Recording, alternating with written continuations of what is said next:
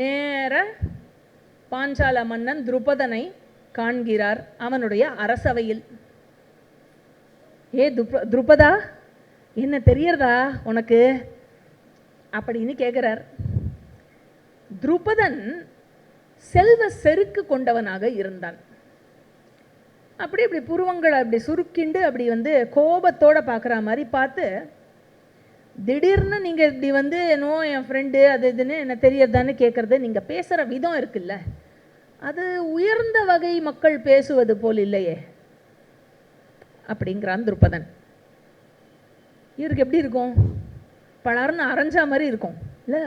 அப்படியே பார்த்துட்டு இருந்தார், இவன் துருபதன் தானா பேசுறது அப்படின்னு. உடனே துருபதன் கண்டினியூ பண்ணுறான். ஹே மூடா, பெரும் மன்னர்களுக்கு எப்படி உன்னை போன்றவர்கள் நண்பர்களாக இருக்க முடியும்? உன் ட்ரெஸ்ஸும் உன் மூஞ்சியும் இல்லை அப்படி சொல்ல இருந்தாலும் இதுதான் மீன் பண்ணுற மாதிரி ரொம்ப ரொம்ப ஸ்ட்ராங்காக பேசுகிறார். ஆக முன்காலத்தில் ஏதோ நம் இருவரிடையே நட்பு இருந்தது உண்மையாக இருக்கலாம். ஆனால் அப்பொழுது நம் இருவரும் சரிசமமாக இருந்தோம். 2 பேரும் குழந்தைகளாக இருந்தோம். உன் அப்பாவின் ஆசிரமத்தில் மாணவர்களாக இருந்தோம். அப்பொழுது இருவரும் சரிசமமாக இருந்தோம். ஆனால் காலத்தின் மாற்றம் நட்பை மாற்றிவிடும், நட்பை பலவீனப்படுத்திவிடும். அதனால் அந்த நட்பை பற்றியெல்லாம் இப்போ என்னிடம் பேசாதே, புரிஞ்சுதா? நன்னா தெரிஞ்சுக்கோ, ஒரு ஏழையாக இருப்பவனுக்கும் செல்வந்தனாக இருப்பவனுக்கும் இடையில் நட்பு இருக்க முடியாது. ஒரு கற்றவனுக்கும் ஒரு கல்லாதவனுக்கும் மத்தியில் நட்பு இருக்க முடியாது. ஒரு வீரனுக்கும் கோழைக்கும் நடுவில் நட்பு இருக்க முடியாது. அதே மாதிரி ஒரு மன்னனுக்கும் உன்னை போல் மன்னன் அல்லாத ஒருவனுக்கும் நட்பு எப்படி இருக்க முடியும்? இந்த மாதிரி பேசின உடனே, அதனால் முந்தைய காலத்தில் நம்மிடம் இருந்த நட்பை தொடர்வதற்கு நீ நினைக்காதே. ஏனால் நம்ம இப்போ சமம் கிடையாது. அதாவது அந்த பர்சனை டவுன் பண்ணி நீ ரொம்ப கம்மி, நீ ரொம்ப கம்மி எக்கனாமிக் பேசிஸில், வெல்த்தில், அந்த பவரில், போஸ்ட்டில், டெசிக்னேஷனில் இதை வச்சு நீ கம்மி நீ அப்படியே அவையில் அரசவையில் அவமானப்படுத்தி கொண்டிருந்தான். முன்னாடி நிற்கிறது ஒரு பிராமணன்னு கூட பார்க்காம, இல்லையா? ஸோ துருபதனின் உடைய இந்த ஆணவத்திற்கு சரியான பதிலடி கொடுக்க வேண்டும் என்று நினைத்தார் துரோணர். உடனே பாஞ்சாலத்தை விட்டு புறப்பட்டு குரு ராஷ்டிரத்திற்கு வந்தார். குரு ராஷ்டிரத்தில் யார் இருக்கா? அவரோட ஒய்ஃபோட அண்ணா கிருபர் இருக்கார். ஸோ கிருபரினுடைய இல்லத்தில் தலைமறைவாக வாழ்ந்து வந்தார். அஸ்வத்தாமன் ரொம்ப ஸ்மார்ட்டாக இருந்தான் பையன். அவன் என்ன பண்ணுவான்? மாமாவோட சேர்ந்து மாமாவோட வேலைக்கு போயிடுவான். மாமாவோட வேலை என்ன? குரு ராஜகுமாரர்களுக்கு கிளாஸ் எடுக்கிறது, இல்லையா? மாமாவோட கூட போய் அங்கே குரு ராஜகுமாரர்களுக்கு கிருபரோடு சேர்ந்து அஸ்வத்தாமனும் கொஞ்சம் கொஞ்சம் ஆயுத கல்வியை அவர்களுக்கு போதித்து வந்தான். ஆனால் இதை யாருமே அஸ்வத்தாமனினுடைய ஆற்றலை நோட்டீஸ் பண்ணாமல் இருந்தா. ஒரு நாள் என்னாச்சு? குரு ராஷ்டிரத்தின் இளவரசர்கள் ஹஸ்தினாபுரத்துக்கு வெளியில் சென்று விளையாடி கொண்டிருந்தார்கள். பந்து வைத்து விளையாடி கொண்டிருந்தார்கள்.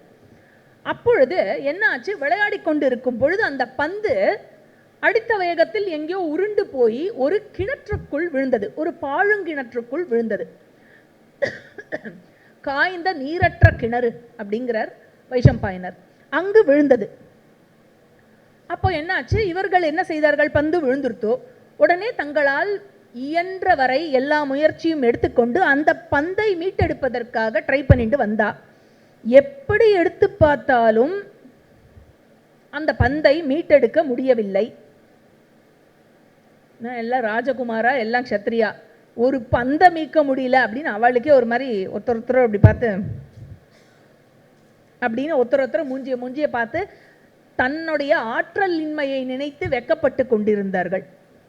அதே தருணத்தில் வறுமையில் தளர்ந்து அக்னிஹோத்திரம் செய்து செய்து மேனி காய்ந்து போய் அன்றாட வழிபாடுகளை முடித்துவிட்டு கருத்த நிறம் கொண்ட ஒரு முதியவரை அந்த பக்கம் காண்கிறார்கள். அது வேறு யாரும் இல்லை, துரோணாச்சாரியார். அவரை கண்டவுடன் இவ எல்லாரும் ஓடி போய் அவளை சூழ்ந்துன்றா. சூழ்ந்துட்டோடனே விஷயத்தை சொல்றா. விஷயத்தை சொன்னோடனே இவருக்கு எப்படி எடுக்கணும்னு தெரியும் இல்லையா?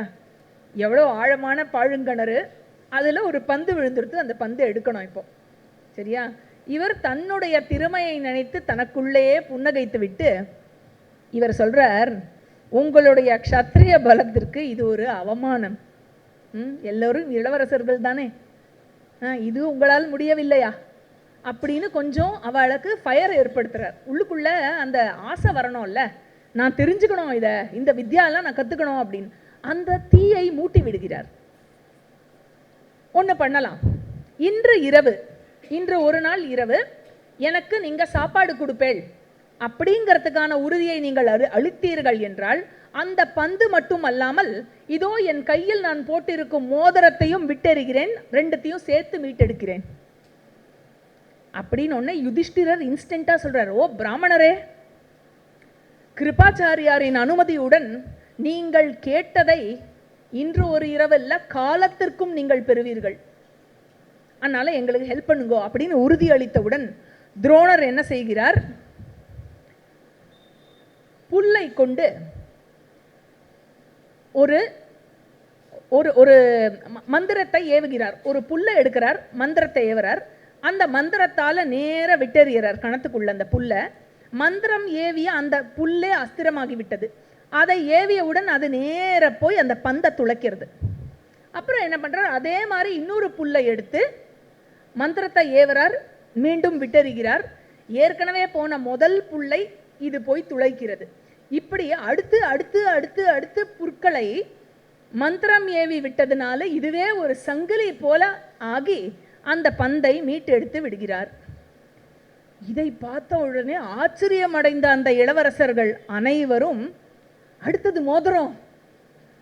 உடனே என்ன பண்றார்? மோதிரத்தை எடுத்து விட்டெறிகிறார். ஒரு அம்பை எடுக்கிறார். ஒரு அம்பை ஏவி அந்த மோதிரத்தை திருப்பி மீட்டெடுத்து காட்டுகிறார். இளவரசர்களுக்கெல்லாம் அப்படியே புல்லரிச்சு போச்சு. ஐயோ, என்ன ஒரு திறமை இது அப்படின்னு என்ன பண்றா? அவருக்கு நமஸ்காரம் பண்ணிட்டு சொல்றா, நீங்கள் யாரு? நீங்க யாரோட பையன்? நாங்க உங்களுக்கு என்ன செய்யட்டும்? நீங்க இவ்வளோ ஹெல்ப் பண்ணியிருக்கேள், இவ்வளோ பெரிய ஒரு விஷயத்தை எங்களுக்கு பண்ணி காமிச்சிருக்கேள், எங்களுக்கு ஏதோ கொடுக்கணும் போல இருக்கு, நாங்க என்ன செய்யணும் இப்போ உங்களுக்கு அப்படின்னு கேட்ட உடனே துரோணர் சொல்றார், போய் உங்க தாத்தா கிட்ட சொல்லுங்க அப்படிங்கிறார். அவருக்கு தெரியும் அப்படின்னு ஒன்று. இளவரசர்கள் எல்லோரும் நேர போய் தாத்தா கிட்ட, யாரு? பீஷ்மாச்சாரியா கிட்ட நடந்த விஷயத்தை அப்படியே உற்சாகத்தோட ஆச்சரியத்தோட சொல்றான். உடனே பீஷ்மர் அவருக்கு தெரிஞ்சுடுத்து இது யாருன்னு இல்லையா? பரத்வாஜரினுடைய மகன் துரோணர் அப்படிங்கிறது இவருக்கு தெரிஞ்சுடுத்து. அதனால மனசுல இவருக்கு என்ன தோன்றதுன்னா, என்னுடைய பேரப்பிள்ளைகளுக்கு வேற யாரும் சிறந்த ஆசானாக இருக்க முடியாது அப்படின்னு மனசுல நிர்ணயம் பண்ணிட்டு துரோணரை நேரடியாகவே பார்த்து பேசுவதற்காக கிளம்பி விடுகிறார். துரோணரை நேரடியாக அவர் பார்த்து பேசி ஹஸ்தினாபுரத்துக்கு வர சொல்கிறார். துரோணர் ஹஸ்தினாபுரம் வந்ததினுடைய காரணத்தை இவர் கேட்கிறார். உடனே துரோணர் என்ன சொல்றார்? நான் அப்பாவோட ஆசிரமத்தில் இருக்கிறத எப்படி துருபதனோட ஃப்ரெண்ட்ஸாக இருந்தேன், பிருஷதனனுடைய மகன் துருபதனோட எப்படி ஃப்ரெண்ட்ஸாக இருந்தேன். அவன் என்ன சொன்னான் அப்போனா, உனக்கு நான் பாதி ராஜ்யத்தை கொடுக்குறேன், நான் ராஜாவாயிட்டேனா துரோணா, என்னோட ராஜ்யத்தில் உனக்கு நான் பாதியை கொடுக்குறேன்னு எனக்கு ப்ராமிஸ் பண்ணான். அதன் பிறகு நான் கிருபியை மணந்தேன், அஸ்வத்தாமன் பிறந்தான். வறுமையில் என் குழந்தை, நாங்கள் எல்லோரும் வாடினோம். அதில் என் குழந்தைக்கு குடிக்கிறதுக்கு பால் இல்லை. மற்ற ஊரில் இருக்கிற மற்ற குழந்தைகள்லாம் பால் குடிக்கிறத அஸ்வத்தாமன் பார்த்தான். அவனுக்கு பால் குடிக்கணுங்கிற ஆசை வந்தது. எனக்கு பால் வாங்கி தரையா குடிக்கலான்னு நானும் செல்வந்தர்கள் பலரிடம் சென்று ஒரே ஒரு பசு கொடுக்குறேளான்னு கேட்டேன். யாருமே கொடுக்கல. இதை தேடி தேடி ஊர் ஊரா அலைஞ்சது தான் மிச்சமாக இருந்தது தவிர யாருமே கொடுக்கல. எங்களுடைய இந்த நிலைமையை, இந்த வறுமையை ஏளனம் செய்தவர்கள் தான் இருந்தார்கள். சுற்றி இருந்த அஸ்வத்தாமனினுடைய நண்பர்கள் எல்லாம் தண்ணீரில் அரிசி மாவை கலந்து அவனுக்கு இதோ பால் குடி அப்படின்னு சொல்லி அந்த குழந்தையும் அது பால் என்று நம்பி குடித்து எல்லோரும் அவனை கேலி செய்தார்கள். ஆனால் அவனோ நான் பால் குடித்து விட்டேன் என்று சந்தோஷமாக சுற்றி கொண்டிருந்தான். இதை பார்க்கும் பொழுது ஒரு தந்தையாக என் மனது உடைந்தது. வறுமையால் துயரப்பட்டு கொண்டிருந்தேன். என்னை நானே கடிந்து கொண்டிருந்தேன். வறுமையிலிருந்து நான் எப்படி மீள்வது என்று. பிராமணர்களால் கைவிடப்பட்டேன், இகழப்பட்டேன். இதனால் என் வறுமையின் காரணமாக செல்வத்தின் மீது எனக்கு கொண்ட ஆசையினால் யாருக்கும் அடிமையாக இருப்பதற்கு எனக்கு விருப்பம் இல்லை. அதனால நான் என்ன முடிவு பண்ணேன், என் நண்பன் சொன்னான் இல்லையா பாதி ராஜ்யத்தை கொடுக்குறேன்னு, அவன் அரசனாகி விட்டான் என்று நான் தெரிந்து கொண்டேன். அவன் அரசனாகி விட்டான் என்றதனால் அவனை நேர போய் பார்த்து சந்திப்போம் என்று சென்றேன் அப்படின்னு சொல்லி மொத்தமா நடந்த கதை. கிருப்பியும் அஸ்வத்தாமனையும் கூட்டிண்டு துருபதனுடைய அவையில் என்ன நடந்தது அப்படின்னு சொல்றார். கடைசியா துருபதன் என்கிட்ட சொன்னா, நான் உனக்கு நாட்டை கொடுக்கிறேன் என்று நான் உன்னிடம் சொன்னதெல்லாம் எனக்கு நினைவில்லை. என்னால் என்ன செய்ய முடியும்னா, இன்னைக்கு ஒரு நாள் வேணா ஒரு சாப்பாடு தரேன், அப்புறம் இன்னைக்கு ராத்திரி தங்குறதுக்கு இடம் தரேன், சாப்பிட்டு தங்கிட்டு கிளம்பு அப்படின்னு சொன்னா, அந்த அவமானம் பொறுக்க முடியாமல் அங்கிருந்து தாமதிக்காமல் என் மனைவியுடனும் மகனுடனும் அங்கிருந்து கிளம்பினேன். இப்படி துருபதனால் அவமதிக்கப்பட்ட நான் புத்தி கூர்மையும் திறமையும் கொண்ட சிஷ்யர்கள் வேண்டும் என்று விரும்பிதான் நான் இங்கு வந்தேன். உங்கள் விருப்பத்தை நிறைவேற்றுவதற்காகவே நான் ஹஸ்தினாபுரம் வந்துள்ளேன் அப்படின்னு துரோணர் வந்து பீஷ்மர் கிட்ட சொல்றார். அதாவது இந்த ஸ்டோரி ஃபுல்லா பார்த்தீங்கன்னா, ஒருத்தருக்குள்ள இன்னொருத்தருக்குள்ள பகை பொறாமை ஒருத்தர் கிளப்பி விட்டு இன்னொருத்தர் பட்டு அதனால திருப்பி இதே நடந்திருக்கும். we can relate it to our lives இல்லையா? நீ ஏன் அப்படி பண்ணனா, அவன் அப்படி பண்ணலையா, சரி அவனுக்கு அறிவு இல்லை இல்லையா, சரி போட்டோம் சரி. ஸோ பீஷ்மர் என்ன சொல்றார், உங்களது ஹே பிராமணரே, உங்களது வில்லினுடைய நாணை நீங்கள் பூட்டுவீராக, குரு இளவரசர்களுக்கு நீங்களே ஆயுத சாதனையை கற்பிப்பீராக அப்படின்னு சொல்லிட்டு சொல்றார். இந்த குரு வம்சத்தின் மொத்த செல்வமும் உங்களுடையது, நீங்கள் தான் இனி அதற்கு தலைவர். இந்த குரு குலமே உம்மவர்கள். அதனால உங்களுடைய வசிப்பிடம் எப்படி வேணும், அதை எப்படி அமைத்து கொடுக்கணும், இத்தனை பேருக்கு என்ன சொல்லி கொடுக்கணும் இல்லையா, அந்த இன்ஃப்ராஸ்ட்ரக்சர்லாம் வேணும் இல்லையா, அதனால எப்படி அமைத்து கொடுக்கணும் என்று நீங்கள் எப்படி சொல்கிறீர்களோ அதே மாதிரியே செய்து விடுவோம். எங்களுடைய நற்பேறு, நாங்கள் செய்த புண்ணியம் நீங்கள் கிடைத்தது அப்படின்னு பீஷ்மர் சொல்றார். உடனே வந்து என்ன ஆகிறது, அவர் அங்கேயே குருகுலத்திலேயே தன்னுடைய வசிப்பிடத்தை அமைத்து கொண்டு புகழுடன் வாழ ஆரம்பித்தார் துரோணர். பீஷ்மர் வந்து குரு இளவரசர்களை கொடுத்தார்.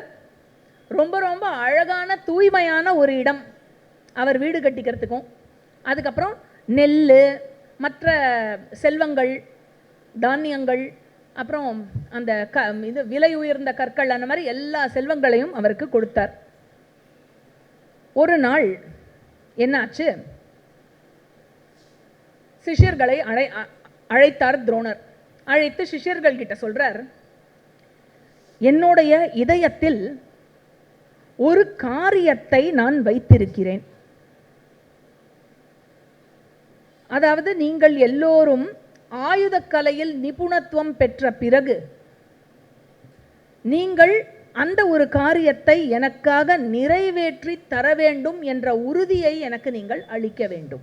இப்போ இல்லை, எல்லாத்தையும் படித்து முடித்து எல்லா நாலேஜையும் அடைஞ்சு நீங்கள் தேறினதுக்கப்புறம் எனக்கு நீங்கள் அந்த காரியத்தை நிறைவேற்றி தர வேண்டும், அதுக்கான ப்ராமிஸை நீங்கள் இப்போ கொடுக்கணும் அப்படிங்கிற.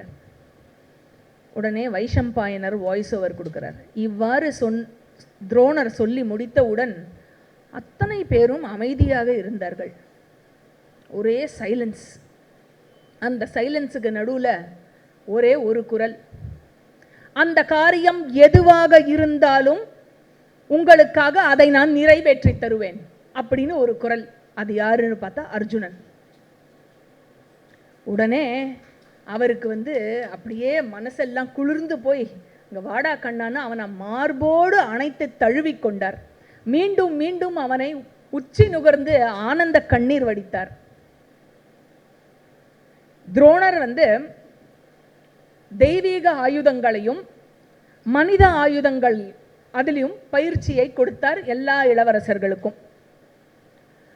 பயிற்சி பெற இந்த குரு இளவரசர்கள் மட்டும் இல்ல, அவரோட சேர்ந்து இன்னும் பல பேர் இருந்தார். பல நாட்டு இளவரசர்கள் கூட சேர்ந்து கூடி வந்தார்கள். விருஷ்ணி குலத்தோர், அந்தகர்கள், அப்புறம் மற்றும் பல்வேறு இடங்களிலிருந்து இளவரசர்கள், இவர்களுடன் கர்ணனும் சேர்ந்து அவரிடமே ஆயுத கல்வி கற்றான். கர்ணனும் அவர்கிட்ட தான் படிச்சான். It is a myth that Drona refused education for Karna. So, இந்த சம்பவ பருவம் 131வது அத்தியாயத்தில் 11வது ஸ்லோகம். விருஷ்ணயச்சாந்தகாశ్చைவ நானாதேஷ்யாశ్చ பார்த்திவாः சூதபுத்ரश्చ ராதேயः குரும் துரோணமியாத்ததா.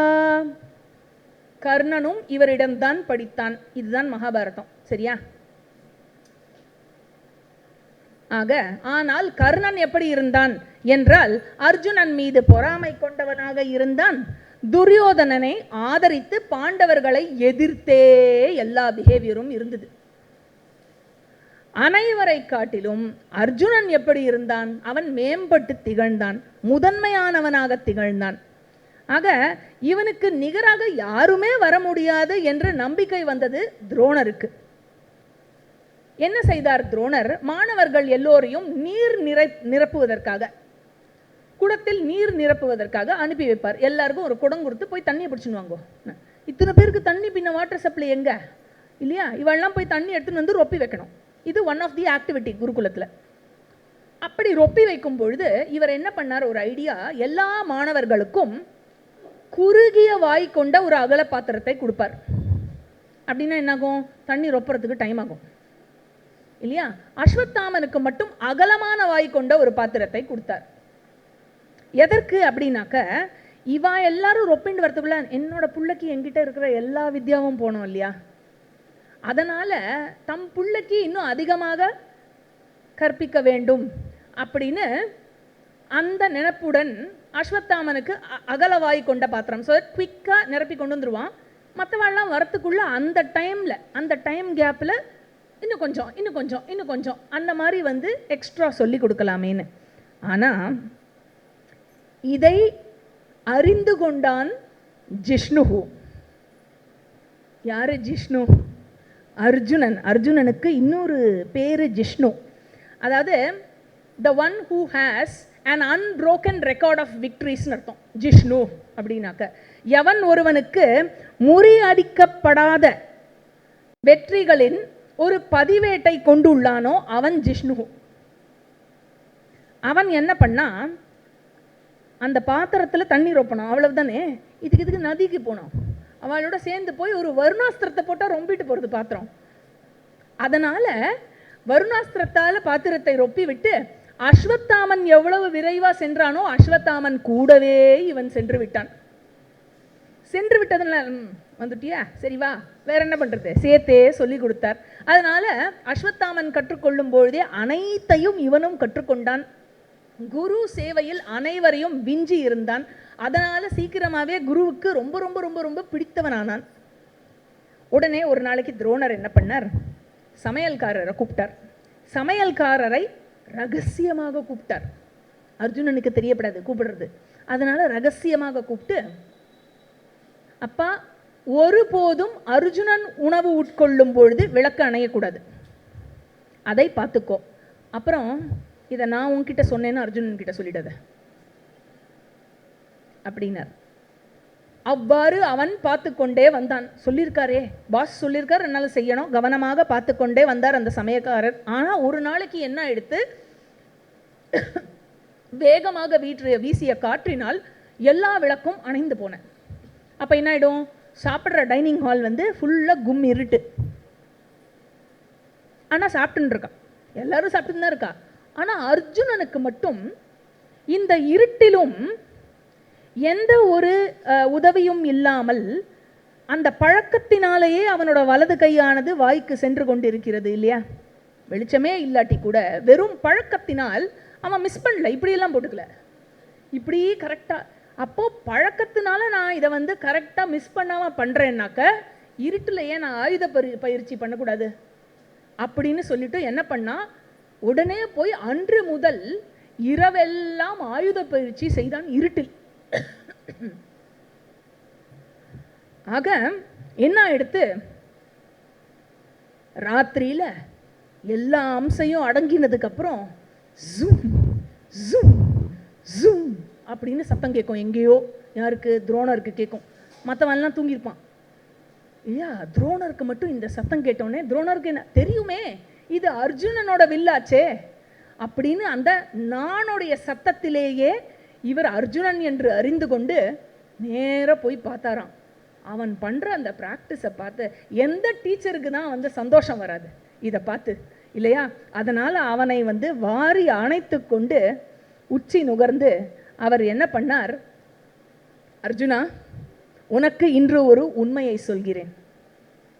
நான் கற்பிக்கப் போகும் வித்தையால் உனக்கு நிகரான வில்லாளி இந்த உலகத்தில் எவனுமே இருக்க மாட்டான், இது உண்மை அப்படின்னு அவன் மேலே அந்த அந்த வாத்சல்யம் இருக்குல்ல. இப்படி ஒரு கமிட்டட் ஸ்டூடெண்ட்டா ஒன்றை தான் நான் தேடின்னு இருந்தேன் அப்படின்னு. அதனால் அப்படி வந்து அவனுக்கு எல்லாவற்றையும் கற்றுக் கொடுத்தார். குதிரையில் ஏறி எப்படி போர் செய்வது, யானையில் ஏறி எப்படி போர் செய்வது, தேர் மூலமாக எப்படி போர் செய்வது, தரையில் நின்று எப்படி போர் செய்வது, அதோட கதாயுதம், வாள், வேல், ஈட்டி, அப்புறம் ஒரே நேரத்தில் பல வீரர்களுடன், இவன் ஒருவனாக இருந்து பல வீரர்களுடன் எப்படி போர் புரிவது, அந்த பயிற்சியும் கொடுத்தார். ஆக இவர் இப்படி பயிற்சி கொடுக்கறதையும் அர்ஜுனன் இப்படி பயில்வதையும் அது அப்படி அப்படி இப்படி ஸ்ப்ரெட் ஆகிடுத்து போல இருக்கு. இவருடைய புகழ் வந்து நிறைய ஸ்ப்ரெட் ஆகிடுது. இவருடைய புகழ் இப்படி ஸ்ப்ரெட் ஆனதுனால ஆயிரக்கணக்கில் மன்னர்களும் இளவரசர்களும் எல்லா பக்கத்திலிருந்தும் வந்து குமிந்தார்கள் துரோணரினுடைய ஆசிரமத்தில் அவரிடம் கல்வி கற்க வேண்டும் என்று.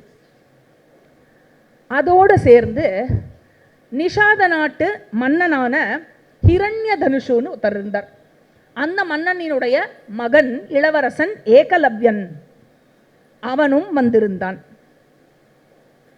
அந்த பையனை பார்த்த உடனே இவருக்கு தெரிஞ்சுது, இவன் நிஷாத மன்னன் ஹிரண்ய தனுஷினுடைய மகன் இளவரசன் ஏகலவ்யனாச்சே அப்படின்னு. உடனே என்ன பண்ணார், கற்றுக் கொடுக்க மாட்டேன் அப்படின்னார். ஏன் அப்படின்னா பின்னாடி சாந்தி பருவத்தில் டுவர்ட்ஸ் தி எண்டு நிறையா பருவம் இருக்குது அதுக்கு. ஸோ சாந்தி பருவத்தில் ஒரு கதை வரும். அதாவது பீஷ்மர் வந்து யுதிஷ்டிரருக்கு செய்யும் உபதேசத்தில் ஒரு கதை சொல்லுவார் பீஷ்மர். அந்த கதையில் வந்து தர்மமான மன்னனாக நீ எப்படி வாழ வேண்டும் அப்படின்னு சொல்லுவார், அதர்மமான மன்னனாக நீ எப்படி வாழக்கூடாது அப்படிங்கிறதையும் உபதேசிப்பார்.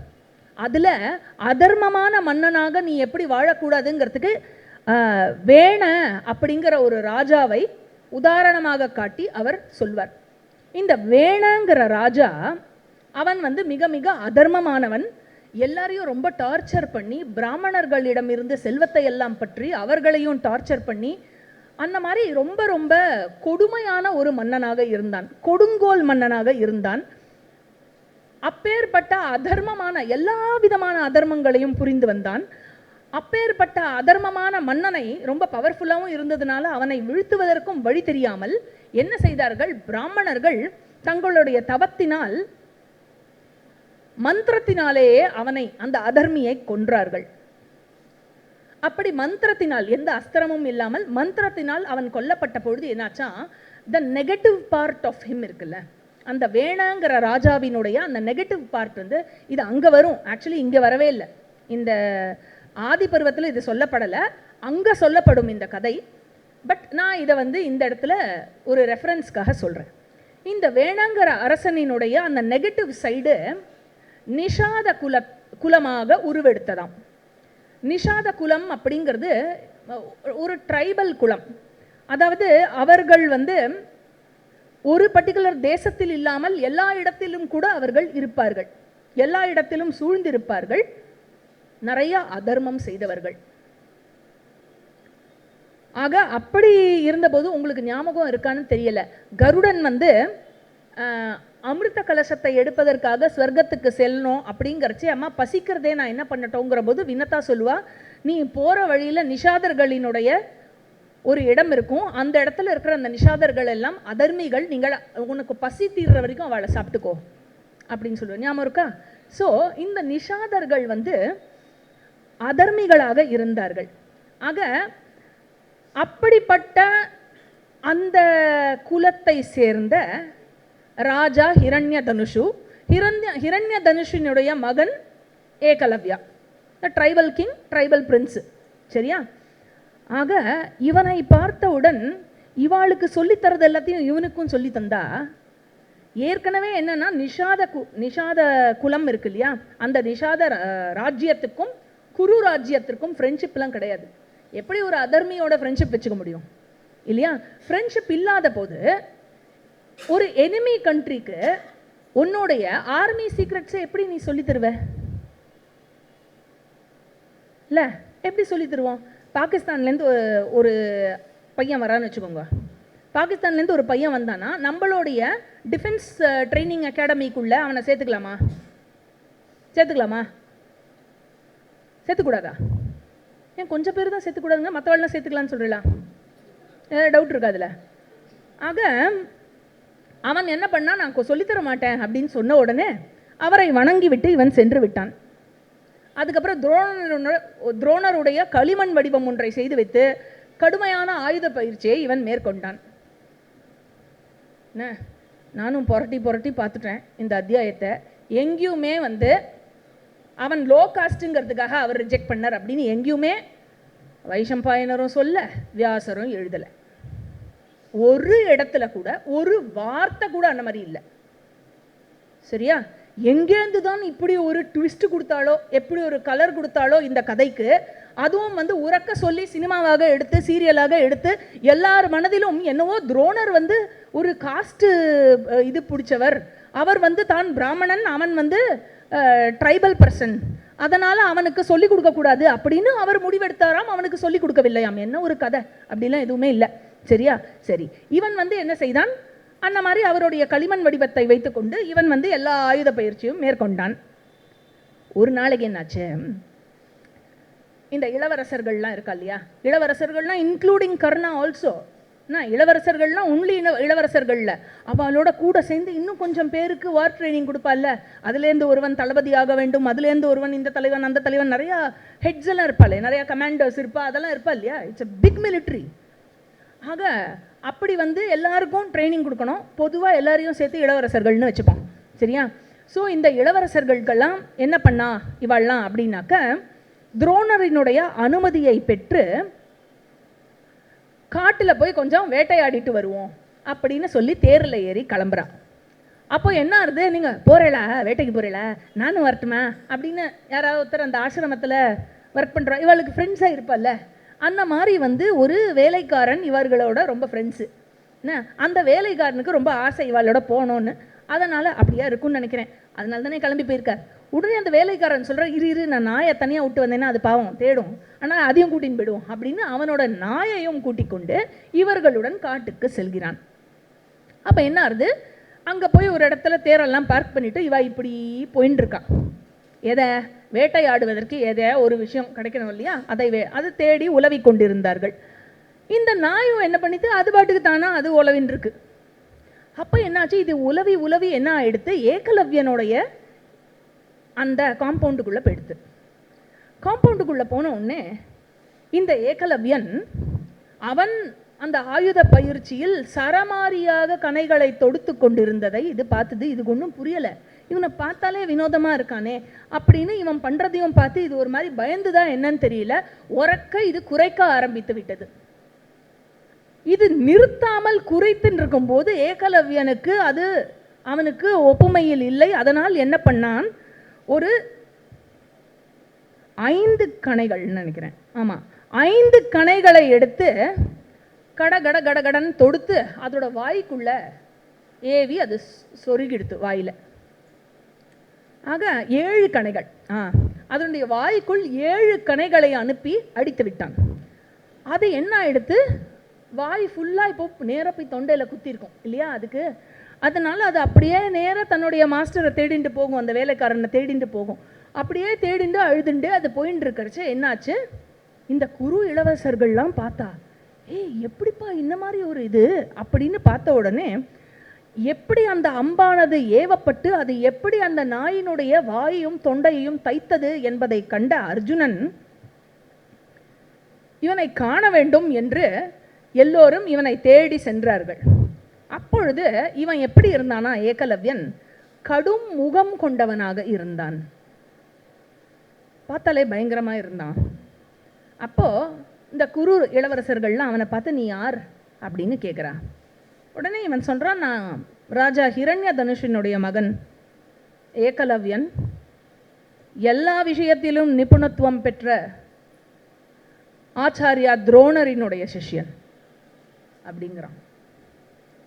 இது இந்த அதாவது இது வரைக்கும் சொன்ன வார்த்தை எதுவும் காதல விழாட்டியும் ஆச்சாரியா துரோணர் அப்படிங்கிறது அர்ஜுனன் கல்லு விழும்.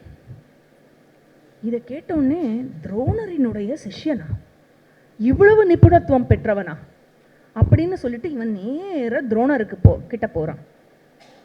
என்கிட்ட நீங்க சொன்னேல்ல எனக்கு சமமாக இன்னொரு வில்லாளி கிடையாது, அப்படி நான் உனக்கு ட்ரைனிங் கொடுக்க போறேன், அந்த அளவுக்கு உனக்கு ஆயுத பயிற்சி கொடுக்க போறேன், அந்த தகுதி உனக்கு இருக்கு அப்படின்லாம் எனக்கு சொன்னேளே, இப்போ இவனை பார்த்தா அப்படின்னு கேட்குறான்.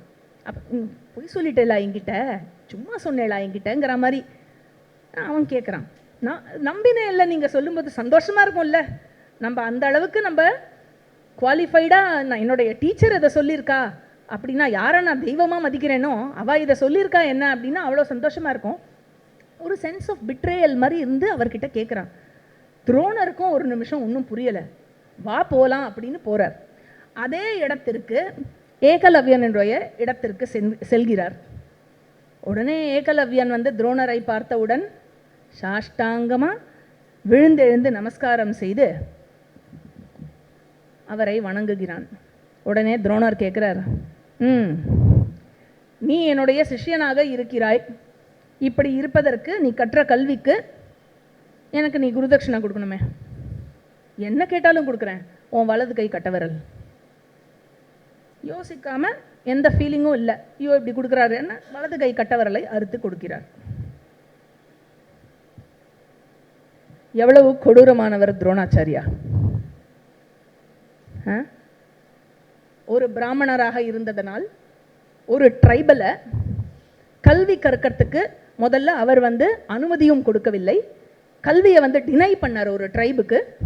அதற்கப்புறம் அவனே முயன்று கல்வி கற்ற பிறகும் எந்தவித கருணையும் இல்லாமல் அவனுடைய கட்ட விரலை, அதாவது தனுர் வித்யாவுக்கு எந்த ஒரு விரல் அஸ்திவாரமாக இருக்குமோ அந்த விரலை அவர் வாங்கிவிட்டார். இப்போ எப்படி அம்பு விடுவான் அவன், இப்படி பிடிக்கணும்ல அம்பை, எப்படி பிடிக்கிறது, ப்ரெசிஷன் தப்பாகுமே. ஆக இப்படி வந்து ஒரு ட்ராஜடியில் கொண்டு விட்டாரே அந்த குழந்தையோட வாழ்க்கைய. அவன் ட்ரைபலா பிறந்தது தப்பா, அவர் மேல பக்தி பண்ணது தப்பா, என்ன தப்பு? இதெல்லாம் நிறையா பட்டிமன்றம் நடக்கும்.